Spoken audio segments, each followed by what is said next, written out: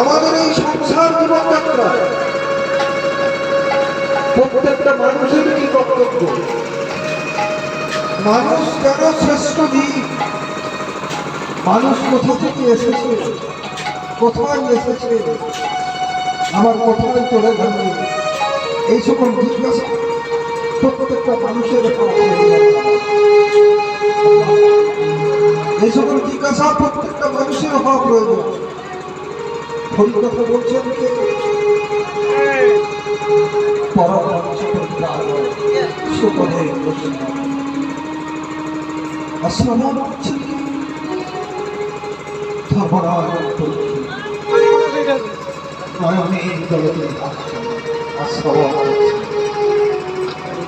তাকে শাস্ত্র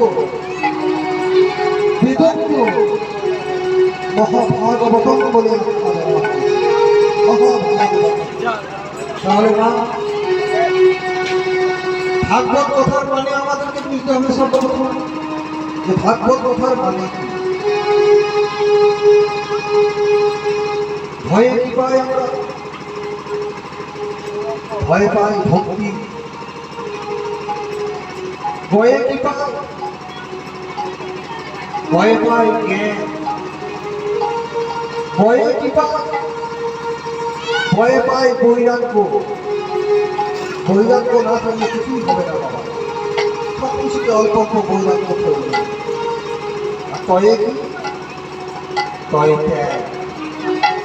তাহলে এই চারটি তত্ত্ব যার ভিতরে বর্তমান তিনি হচ্ছেন ভক্তি ভাগ্য। এই শাস্ত্র ভাগ্য জগৎ সংসারে অনেক পাওয়া যায়,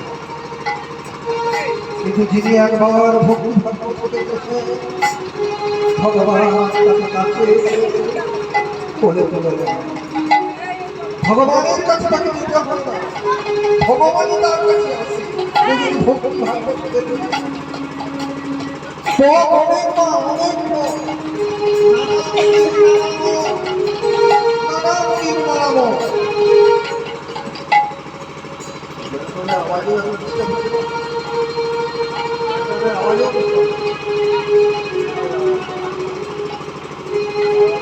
জ্ঞানী খুঁজে জ্ঞানের পথে,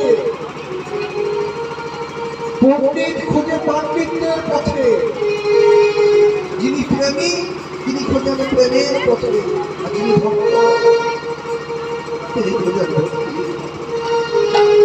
যিনি ভক্ত তিনি ভক্তির পথে খোঁজেন। খুশিতে খুশিতে গোবিন্দের দেখা